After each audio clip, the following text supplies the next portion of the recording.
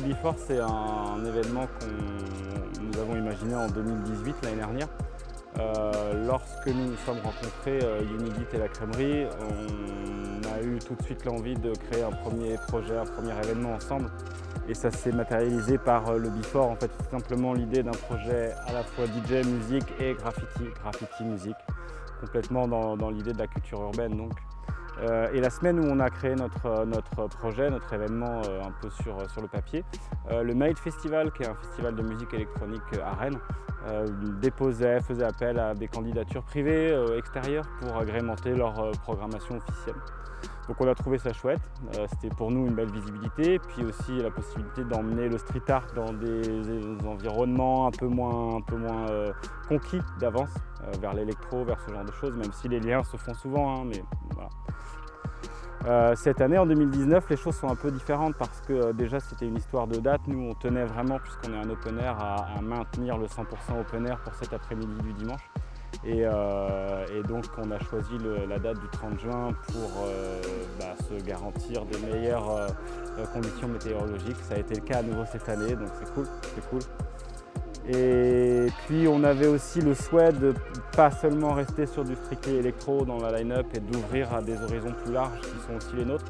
Donc ça va du roots, la basse culture, au hip-hop, au temporalisme, au scratch, voilà, beaucoup de choses, à la drum and bass. Et chose qui n'était pas forcément possible dès lors qu'on était en partenariat exclusif avec un festival, qui a un cachet musical à respecter évidemment. Voilà le Before.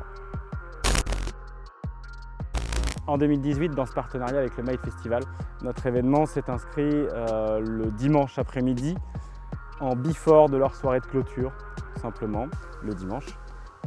Et donc d'où ce nom le Before, puisque les gens venaient s'ambiancer sur site pour aller ensuite à la dernière soirée du Maïd Festival. Et puis ce nom est resté puisqu'on est toujours le Before de quelque chose, c'est le Before de l'été, des vacances, de la dernière grosse saison partie à Rennes, enfin voilà, on est toujours le Before de quelqu'un d'autre. Et donc le nom est resté et il nous va bien. La line-up se diversifie, en tout cas nos univers musicaux, ils sont, comme je l'ai dit tout à l'heure, très larges. Ça va vraiment en fait c'est tout ce qui est digital, basse culture, hip-hop, DJ. Cette année on avait encore une grande présence de DJ électro puisqu'on a eu un set drum and bass, un set house, 2 sets house techno, plutôt techno. Voilà. Ça c'est des choses qui évoluent, alors après est-ce qu'on aura plus de hip-hop dans les années à venir ou moins, pour l'instant on n'en sait rien, c'est des décisions qu'on prend ensemble et puis c'est aussi des opportunités de faire jouer certains DJ. Là on a eu des opportunités, des belles opportunités, on les a saisies puis ensuite on compose une playlist, une line-up qui est la plus cohérente possible pour notre public, quoi. Donc le Before se déroule sur un site ville de Rennes, Rennes Métropole, et ce site il est donné laissé en gestion à Azaru. Une association rennaise très importante qui soutient le réseau urbain d'expression. Dans le réseau urbain d'expression, il y a évidemment le graffiti, mais il y a beaucoup de choses. Et en fait, ce site du Before, à l'année, c'est une résidence d'artistes. Ouais, donc le Before, en 2018, on l'a voulu comme étant un événement populaire. Il était certes inscrit dans un festival, dans la line-up d'un festival électro plutôt pointu, destiné à des amateurs d'électro. Sauf qu'on était persuadé qu'en tant qu'événement en open air, au bord de Vilaine, un dimanche après-midi, on allait toucher des visiteurs plus larges. Et ça a été le cas. On a bien fait de mettre notre événement gratuit parce qu'en fait les passants sur la Vilaine passaient à côté et poussaient la porte parce que c'était ouvert et gratuit et venaient avec curiosité se faire plaisir quelques heures sur le Before et regarder les graphes, écouter les DJ. Donc ça a bien marché. Cette année, à nouveau, l'événement a été gratuit toute la journée sur les 10 heures. C'est une grosse responsabilité pour nous, mais c'était aussi un choix très motivé. Encore une fois, on veut séduire le plus large public possible et on s'adresse à la fois à des enfants, à des familles, qu'à des connaisseurs de musique électronique, de graffiti, de hip-hop, de ride, puisque cette année on avait aussi donc, des riders avec nous. Est-ce que le Before sera gratuit à vie s'il continue? Ça, j'en sais rien, je ne peux pas vous faire la promesse. Peut-être pas. Évidemment, le Before, il évolue. Nos besoins, ils évoluent aussi. Cette année, on a eu donc 60 artistes, 70 bénévoles pour 1900 visiteurs. On a un budget qui se tient à l'équilibre en étant autofinancé. Alors certes, la ville de Rennes nous soutient et nous donne énormément de matériel, nous donne accès à un site, nos prestataires et nos partenaires, nos fournisseurs jouent tous le jeu du festival et nous aident à nous donner le meilleur service au meilleur tarif. Mais évidemment, organiser un événement, ça a un coût. Donc peut-être qu'une année, pour une édition ou pour les prochaines, je ne peux pas encore le dire, en fonction des projets, on sera peut-être dans une formule payante, semi-payante ou avec des endroits payants. On a eu 27 pour être très exact, fournisseurs, partenaires sur ce Before 2019. Tous doivent être remerciés parce qu'ils ont tous joué le jeu du Before. Clairement, ils nous ont facilité les choses, aidé, accompagné, cru aussi, ils ont beaucoup cru au projet. Et ça, c'est vraiment chouette. Alors, on a envie de les remercier tous et je vais probablement en oublier beaucoup. Mais on pense évidemment à The Edge, qui est le skatepark builder de Rennais local. The Edge, fabricant de skatepark de modules, qui nous a fourni une rampe de skate cette année et pas la moindre, une énorme rampe de skate. On pense à Sonartiven, qui est une boîte nantaise de sonorisation qui nous a fourni un son système Clearsound, à la brasserie de l'Hermine, qui est notre brasseur partenaire, au Dimanche à Rennes, qui ont bien voulu nous labelliser Dimanche à Rennes cette année. C'était un vrai coup de projecteur sur notre événement. Et Point Graph pour les couleurs sur le site, envoyer de la couleur avec Point Graph, bien sûr. On peut évidemment pas parler de partenaires sans nommer deux partenaires un peu particuliers. Ce pas des fournisseurs chez qui on a acheté quelque chose, mais pourtant ils nous ont été très utiles et on les remercie beaucoup. Ce sont le Avec Co, le restaurant à rue de Breil à Rennes, et restaurant-bar pardon, et la Chaumière Club, club discothèque à Saint-Lunaire. Tous ces deux établissements nous ont permis de créer des événements de soutien, de présentation du projet avant le Before. Et également, on est retourné une semaine après le Before à la Chaumière pour faire une dernière petite soirée de closing.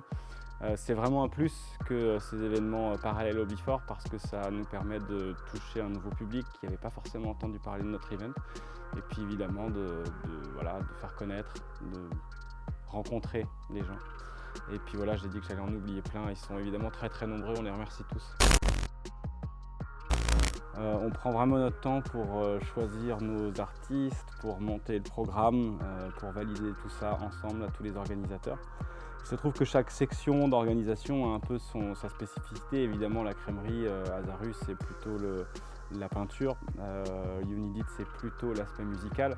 Sauf que on se rejoint tous puisque la belle preuve, c'est le ride. Cette année, on a accueilli 20 artistes riders, 20 performeurs. Il a fallu les choisir ensemble. Il y avait pas forcément de responsable de ride. Donc on s'échange les infos, on s'échange les artistes, on prépare chacun son petit casting et puis ensuite on se met aux autres. C'est évident que gérer 60 artistes pour 10 heures de spectacle finalement, c'est une performance. En toute modestie, c'est un peu là aussi que se situe notre curseur, nos objectifs de performance. Clairement, nous, on va envoyer du lourd sur 10 heures et bien montrer ce qu'on peut faire et ce qu'on a envie de faire. On tient vraiment à cette performance et à gérer autant d'artistes. Les kiffs de 2019, il y en a eu beaucoup. Pour répondre à cette question, je suis obligé d'aborder la réponse sous deux angles. La première, c'est évidemment rendre hommage à tous ceux qui sont investis dans le Before et donc parler au nom de tous en tant que régisseur général et porteur de projet. Je pense que tout le monde a été vraiment très content. Un gros kiff de voir que notre public varié, large, familial, connaisseur allait une nouvelle fois, enfin c'est une nouvelle fois mêlé durant cet après-midi. Ça, c'est vraiment un kiff génial d'arriver à toucher un public de tous horizons et de tous bords. C'est vraiment ce qui nous plaît le plus.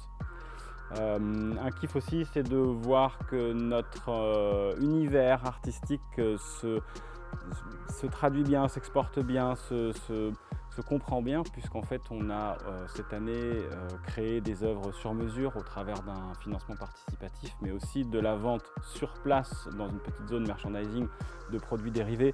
En fait, ce sont des bombes de peinture, des t-shirts, des cartes postales, des petits magnets et tout ça. Vraiment, ça a marché du feu de Dieu, une vraie folie, et c'est cool parce que c'est aussi le petit clin d'œil, le remerciement de notre public, encore une fois, un étage encore supérieur s'il en fallait un. Comme quoi, ils nous suivent et qu'ils sont contents et fiers d'être avec nous sur ce projet, quoi, et ça c'est cool. Voilà, à titre personnel, le gros kiff, c'est le jour où on a eu le halfpipe, la rampe de skate qui est venue s'installer sur site. C'est une rampe sur vérin, voilà, qui se déplie, une rampe sur remorque. Et lorsqu'elle a été complètement dépliée avec ses dimensions stratosphériques, là, 12 mètres de long, 5 mètres de large, 3,80 m de hauteur, on s'est dit waouh, ah yeah, c'est bon, notre rêve d'avoir une piste de skate sur notre propre festival est réalisé. Voilà, et ça c'était vraiment un super moment. On a bossé beaucoup pour ce projet-là, pour cette augmentation de notre animation sur site là. Voilà, donc on était vraiment contents ce jour-là. Les galères, il y en a forcément eu beaucoup. Je vous les passe parce qu'aujourd'hui elles comptent plus, le before est terminé et qu'on est tous très contents.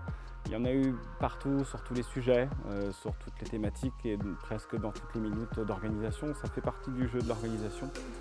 Des exemples, il y en a des tas, j'en frissonne même rien que d'y penser, des groupes électrogènes qui fuient le matin du before, des artistes qui confondent les horaires, des runners à la gare à assurer, des trucs variés, des problèmes de livraison, des coupons boissons qui sont jamais arrivés, des tas de choses trop marrantes maintenant que le before est terminé et qu'on sait qu'on a réussi, c'est cool. C'est cool, tout ça c'est que de la rigolade. Clairement, on est vraiment super content du point de vue artistique. Pour nous, le projet il a été réalisé tel qu'on l'avait imaginé. Mêler 60 artistes sur 10 heures, encore une fois je me répète, mais c'est une vraie performance à notre niveau, en autofinancé, en entrée gratuite.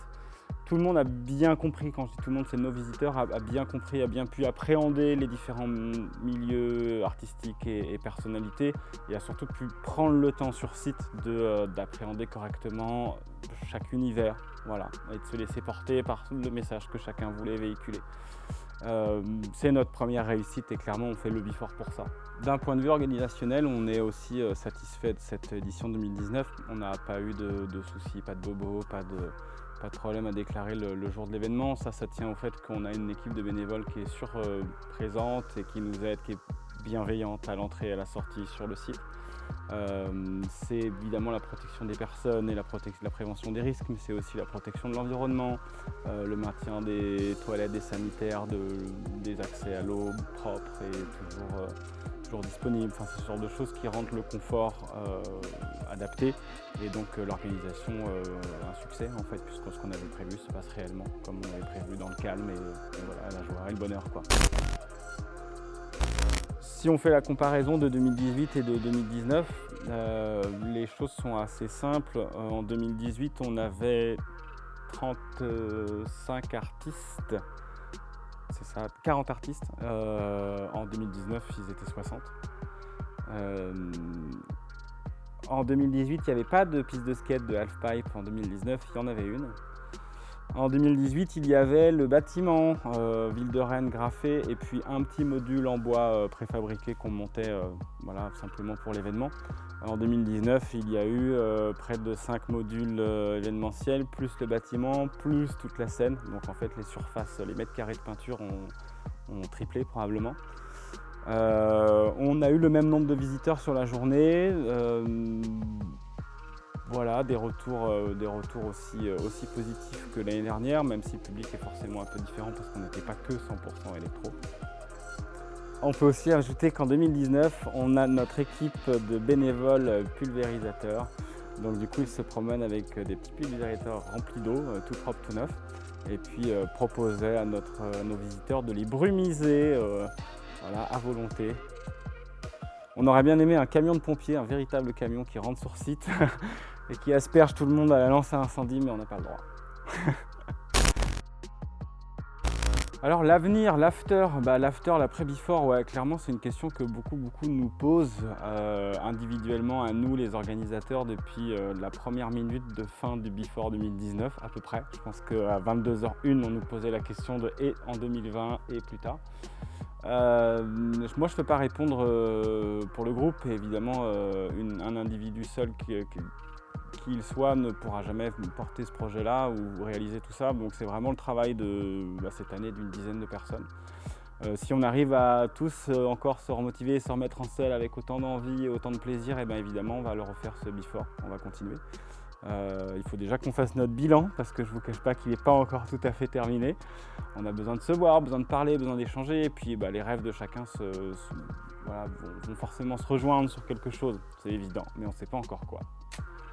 Stay tuned, restez connectés. Je vais profiter moi de cette petite espace d'expression pour faire des petites cases dédiées, des petits remerciements spécifiques. Alors à nos 75 bénévoles, c'est d'abord à eux que nos remerciements sincères s'adressent parce que sans eux, ce festival n'aurait jamais eu lieu. On a beau trimer des mois et des mois dans un bureau, voilà, le jour J, il faut notre groupe de bénévoles. Voilà. Donc merci à eux, bravo, tout s'est super bien passé toute la journée grâce à eux.